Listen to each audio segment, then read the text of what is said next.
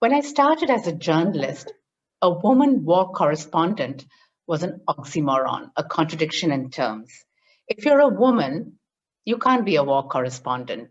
And if you're a war correspondent, you can't be a woman. My gender was my biggest obstacle. Even if we got a job as a reporter, we were sent to cover events like inauguration of a toy train in a city park, which actually was my first assignment. Yet within a few years, I managed to sneak into war-torn Jaffna in Sri Lanka. How did this happen? Success is all about overcoming obstacles. It's not a 100-meter run or even a marathon. Overcoming obstacles is a lifelong hurdle race. It ends only when you retire or when you die. So never give up. You fail only because you give up. There is no magic mantra or steroid pill to overcome obstacles. But I'd like to share with you a few simple qualities and strategies that worked for me. So how did I get into war zone Jaffna, become a war correspondent, despite being a woman? My strategy was to convert my gender liability into an asset. Sounds simple, but it can be hard. The good news is that there are solutions, and these solutions can be simple. So to enter the war zone in Jaffna, I dressed like a local woman in a sari. The soldiers didn't bother to check my papers, they just waved me through. Remember, women cannot be war correspondents. All the male reporters were checked and turned away. Remember, men can be war correspondents. I was the only one to get in, and it was because I was a woman. Instead of giving up because of my gender, my strategy was flipping the attitude switch in my head. Flipping the attitude switch. Find a way to convert the obstacle into an asset. The only tool I required was a sari, which I borrowed from a local villager. Of course, I don't travel into conflict zones with saris in my rucksack.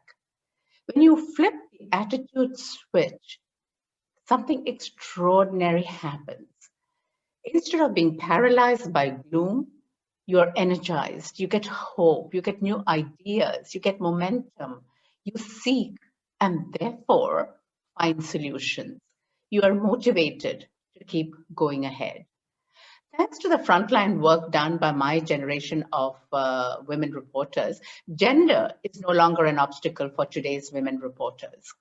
But they face new obstacles, just as men must deal with their share of obstacles.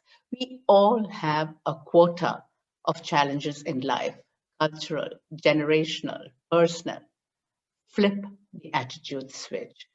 Instead of allowing obstacles to crush you, squeeze opportunities out of them. Be determined, be patient, just don't give up. People say success is the right person at the right time. That's true. But how do you become the right person? How did time become right? This magic does not happen suddenly. It's the result of preparation, not for weeks, not for months, but for years. I'm known for my interview with Prabhakaran, the Tamil Tiger chief. It was the first interview given by this lethal, reclusive guerrilla leader. But it took years of hard work and running into walls before that interview even happened. It all began with a one paragraph item I saw in the Hindu newspaper that the Jaffna Public Library had been burned down. No more details. Burning a factory or a house or even a police station is normal, especially those days. But burning a public library?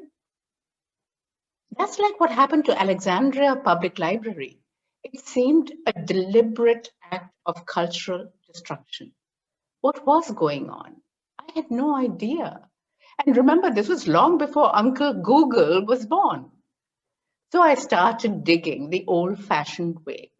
going to libraries in Chennai, where I lived, interviewing Tamil scholars, locating Sri Lankan Tamils who were living in Tamil Nadu to get their take of the situation. Preparation is the best strategy. And strategy, by definition, is long term. Gradually, the picture became clear. This was vendetta on the Tamil minority by the Sri Lankan state. The Pandora box of a brewing ethnic conflict blew open in my face.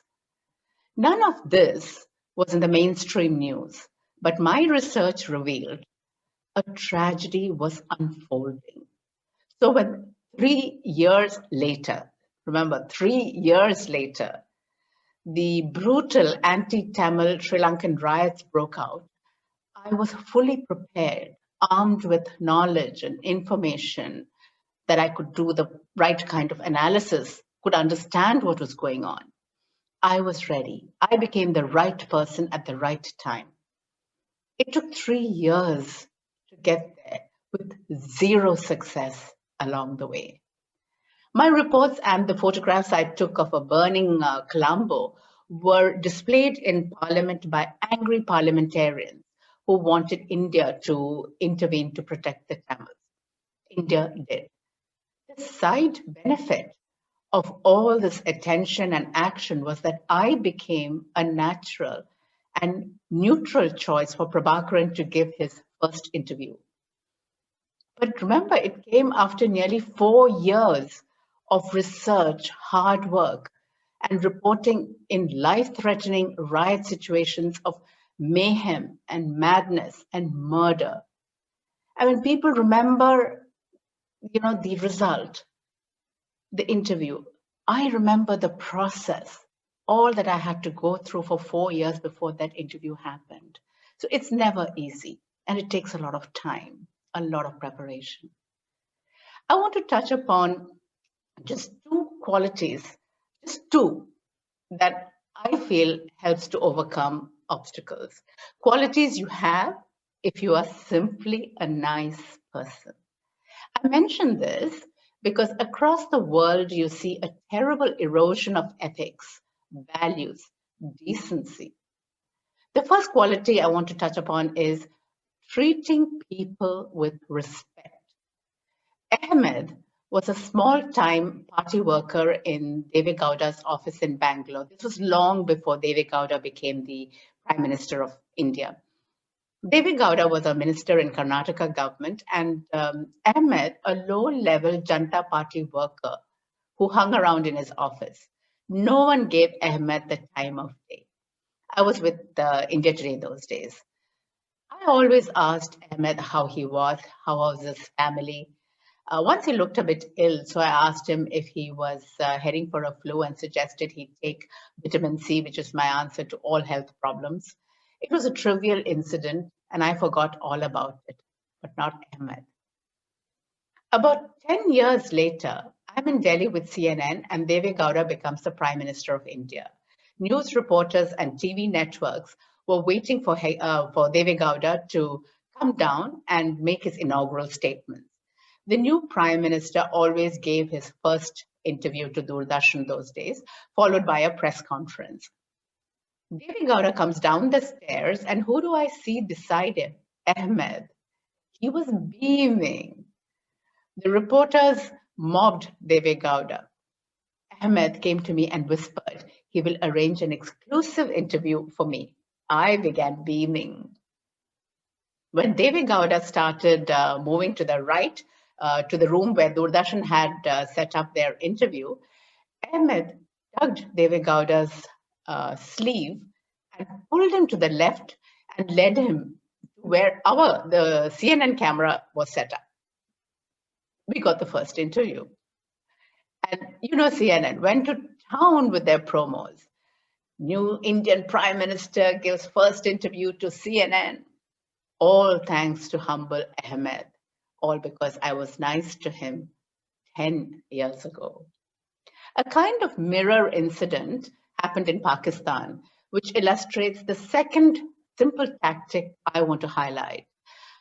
Always appeal to people's better instincts, or as I said, the higher angel that exists in all of us. During an election campaign, I followed both the candidates, Benazir Bhutto and Nawaz Sharif, and Benazir was the hot favorite to win. All the Western media reporters were following her. I did too. But I did not ignore Nawaz Sharif. He saw me at several of his campaign meetings, and I discovered that Benazir Bhutto was the darling of the West, but Nawaz Sharif was becoming the darling of Pakistan, if only because people were fed up with Benazir's husband's corruption. I saw a Nawaz Sharif wave. On the last day of the election campaign, when we were on the plane back to Islamabad, I told Nawaz Sharif he would win. He was thrilled. And then I was quick to strike a deal. If you become the prime minister, will you give me your first interview? He agreed immediately. He really didn't expect to win. Like in India, the custom in Pakistan is that the prime minister gives his first interview to state television, Pakistan TV, PTV. Despite my so-called deal, I didn't really expect Nawaz Sharif to keep his side of the bargain. There will be hell to pay. CNN is an American channel. I'm an Indian journalist. Why take that risk? Absolute no-no.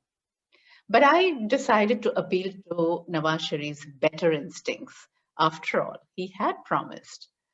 So when Nawaz Sharif was being mic'd by the PTV crew, I went up to him and reminded gently, "You promised you would give me your first interview." He stopped in his tracks. He told the PTV chief, "I'm sorry, मैंने वादा किया था," meaning I had promised. He took off his microphone and came to our set in the next room where CNN had set up. And that's how I got my first interview with Nawaz Sharif as the new prime minister. And then, well, you know CNN. And by the way, this also proves I have interviewed more people than Prabhakaran. I have so many stories of people I was nice to who came to my help 10, 20 years later at critical moments, helping me to break stories, even saving my life. I'm not exaggerating.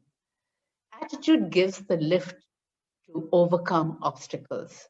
Determination keeps you going, not to give up. Thomas Edison said, "Many of life's failures are people who did not realize how close they were to success when they gave up." Just think about that.